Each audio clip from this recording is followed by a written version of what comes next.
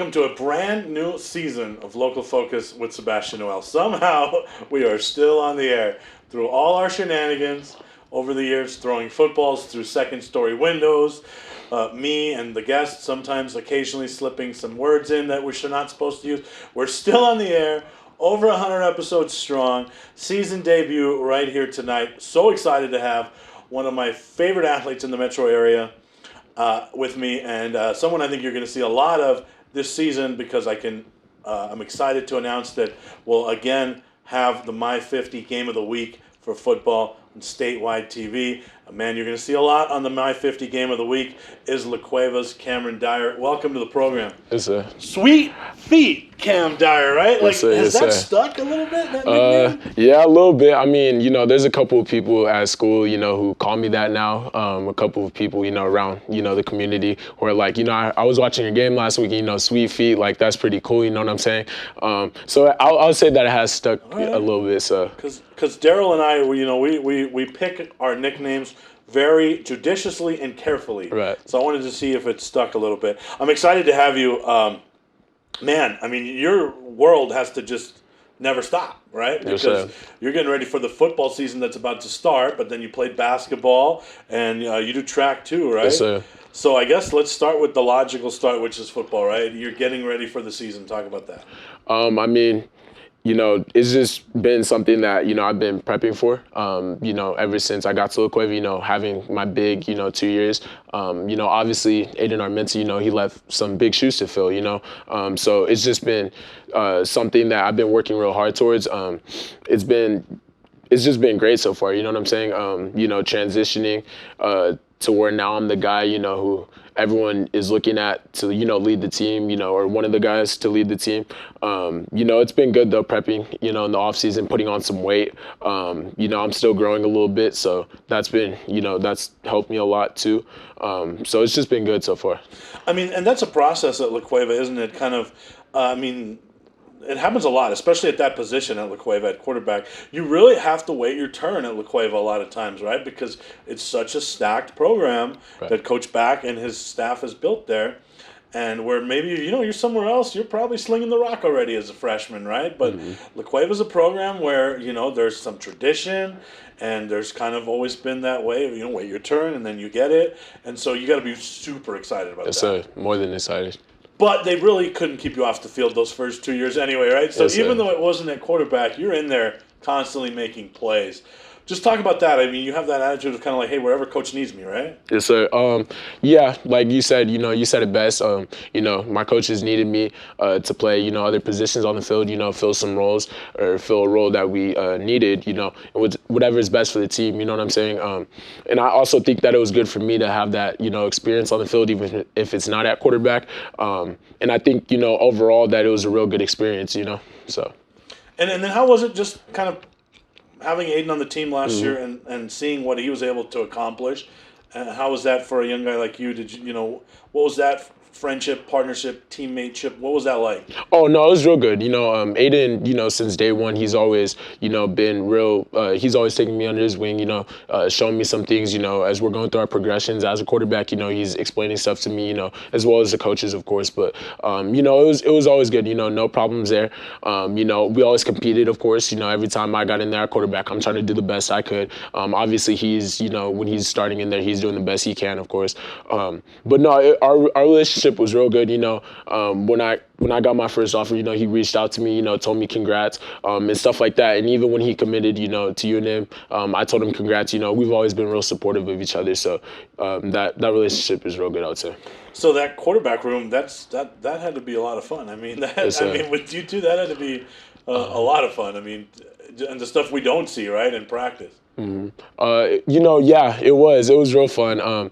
There would be times where, we would, just joke around, stuff like that, get under each other's skin, just a little bit. But I mean, that's, the nature of it, that's the game.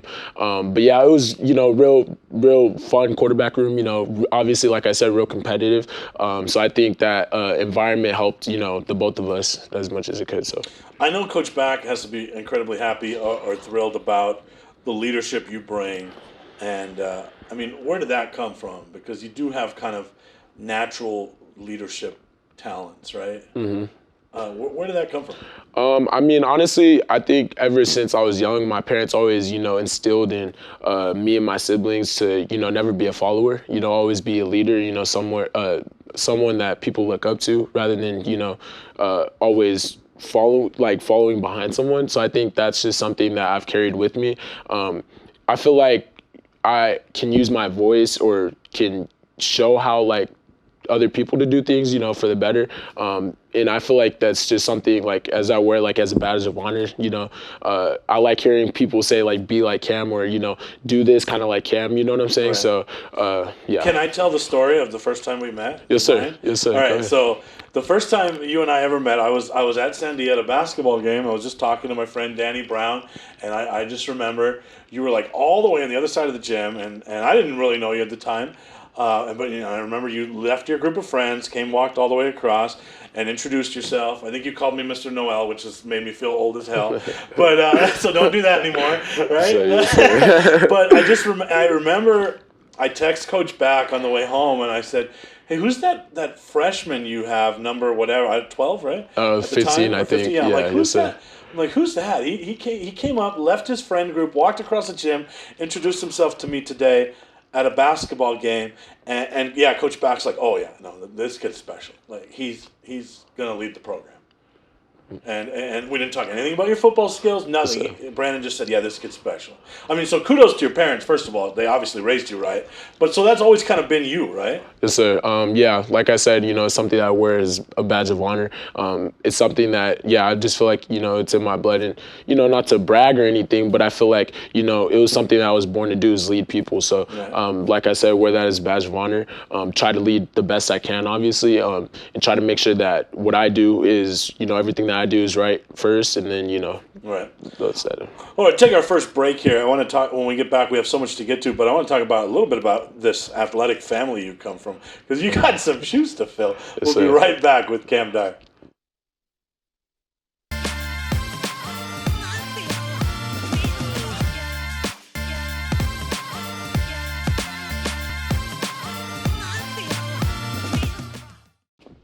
All right, we're back with La Cueva's Cam Dyer. We were talking about your athletic family before the break, and it's pretty extensive. I remember. I'm terrible with remembering the smaller details, but I do remember.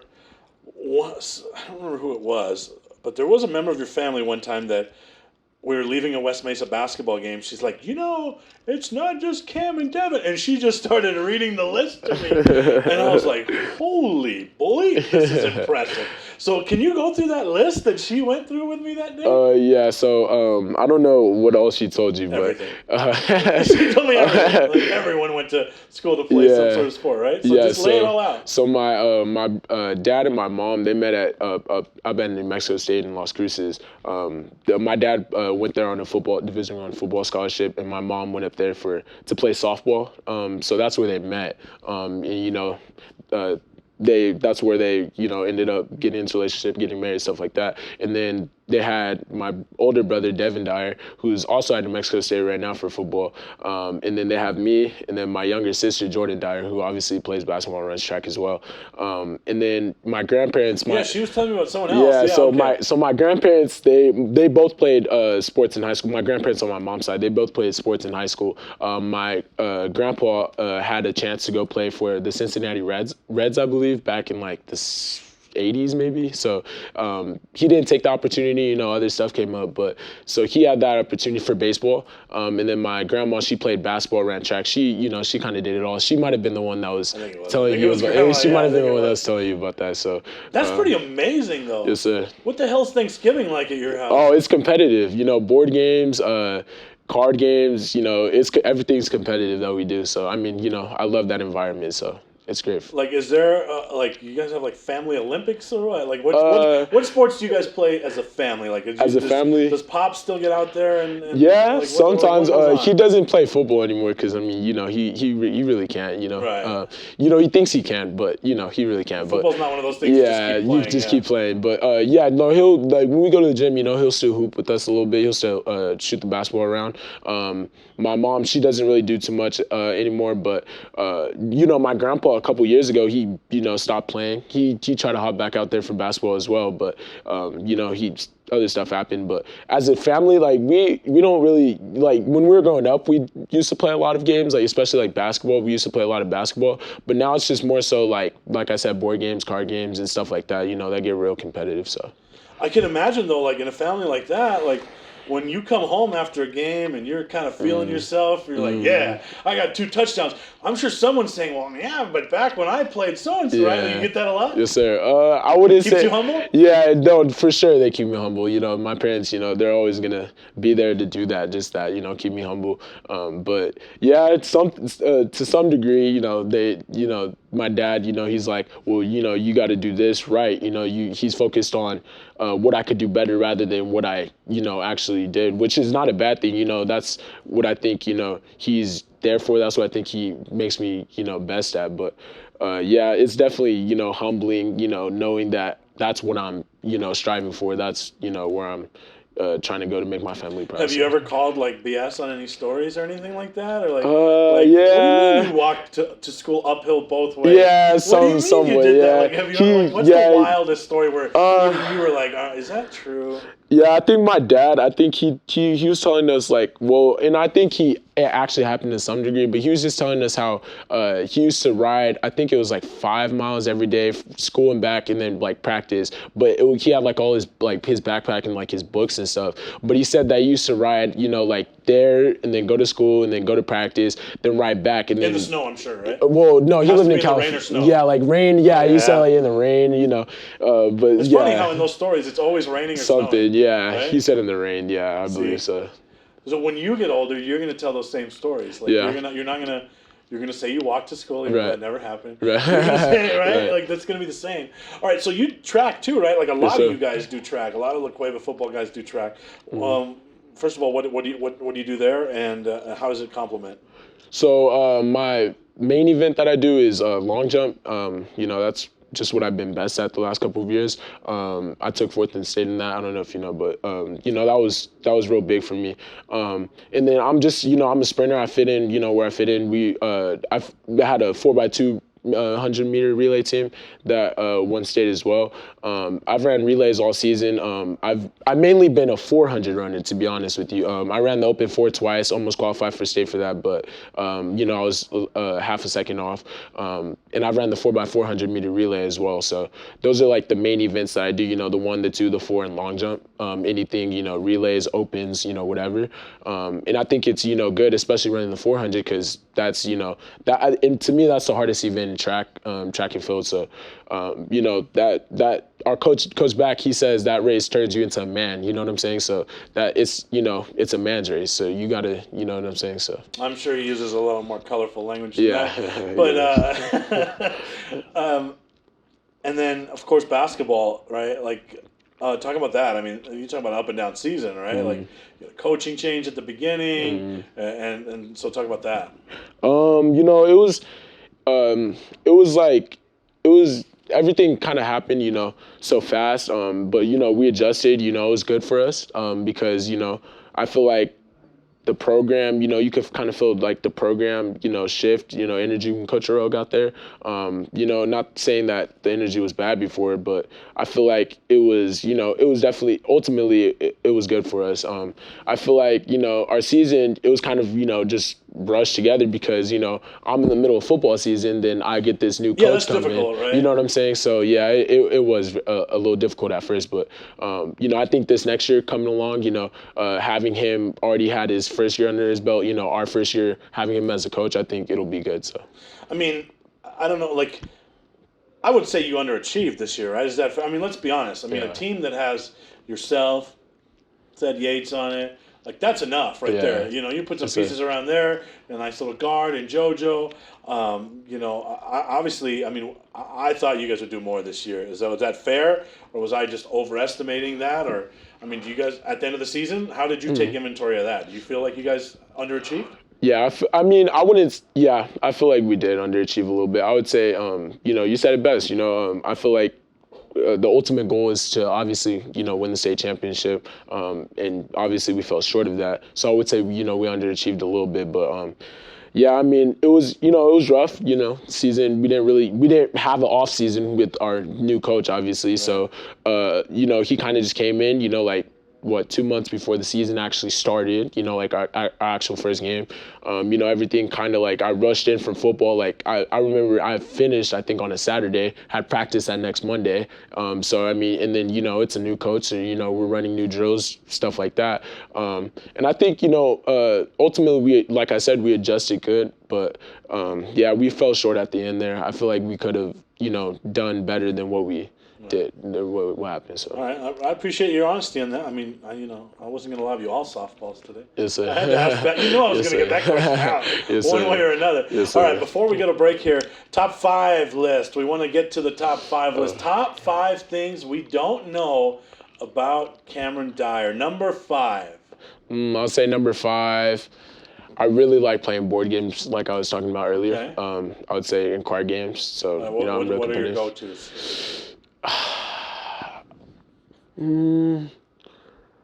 like for board game. Well, I don't necessarily say it would be a board game, but just for like a game like that, I would say Connect Four. I don't think anyone could beat me in Connect Four. Like I'm really good at Connect Four, or even chess. I'm really good at chess. Right. I love playing chess. Okay. So. All right. Cards? What cards. Do you play in cards? I play Uno. Everyone Okay. plays Uno. Right. So Uno. My family and I play spades. Okay. So yeah. So I think those two are the ones we play the most. Okay. All right. I'm a canasta guy. Okay. Okay. I could probably. You can play that. All right. Number 4. Things we don't know about Cam Dyer. Number 4.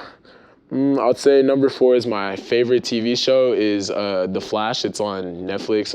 I don't know. People always just are like, "Dang, you like The Flash?" But it's like I don't know. It's just a good TV show to me. But not a lot of people know. What's the basic plot of The Flash? It's just like he's a superhero, DC universe.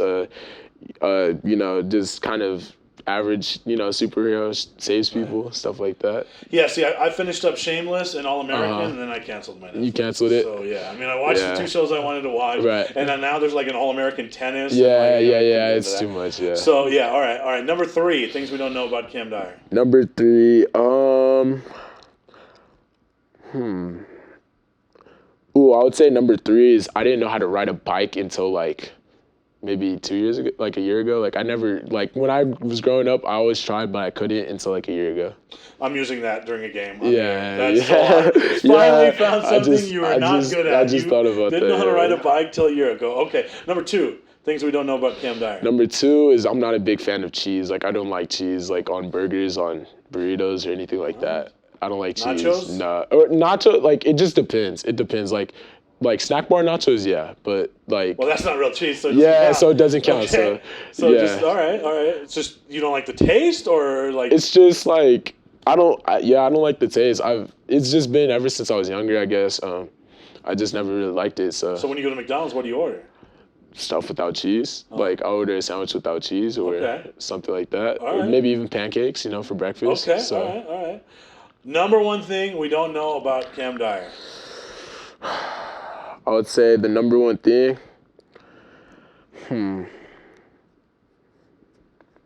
probably, man, this is a lot of pressure, I'm not gonna lie. Number 1 thing. See, this is why you gotta do your homework. I know, you told me. Right? I would say the number 1 thing. Or maybe we just know everything else. Maybe. Yeah, that could be it, right? Maybe. Yeah, we just know everything else. All right, we'll take a break. We'll come right back. We want to talk about this season. Just like this is the season debut, Cam's team might just be on the season debut of the My 50 Game of the Week as well. We'll be right back.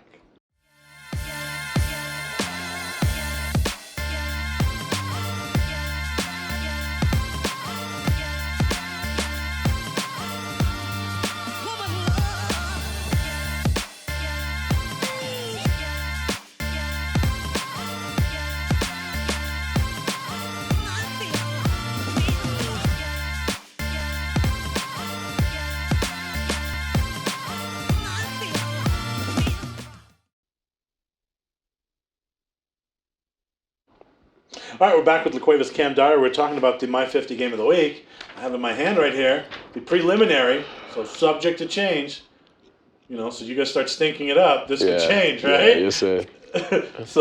But I'm pretty sure game one set, right? Rio Rancho at La Cueva Yes, sir. on the My 50 game of the week. And then I have a feeling we'll see you a few more times, maybe against Volcano, Las Lunas, and then the likes. So, all right, I gotta just ask, how hard is it to get ready for the season?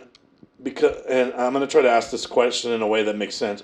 So to us, or to me as a broadcaster, like this, honestly, I've gone into the last couple of football seasons as like, okay, let's just play the championship. Let's just play Cleveland and La Cueva. Like that's been my mindset, right? Obviously, you guys can't have that mindset as student athletes.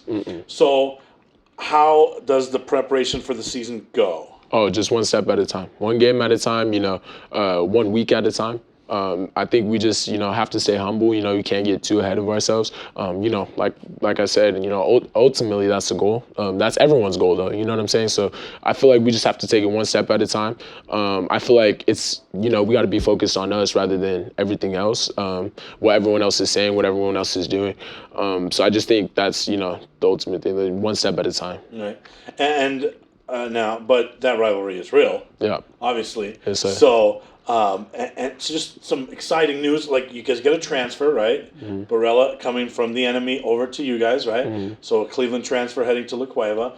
And then who's this running back that I keep hearing about? Like, is he legit? What's He's the pretty story? legit. He's pretty legit. I'm gonna wait for him to get out there so here so you can show. But yeah, he's legit. So you're excited about the prospects of this season? Yes, sir. Of course. And who's the guy that's going to try to knock you off? Because I'm sure someone else is competing for that spot too, right? Oh yeah, of So course. who's trying to knock you off the throne? I mean, Could be anybody. Could be anybody. So you know what I'm saying.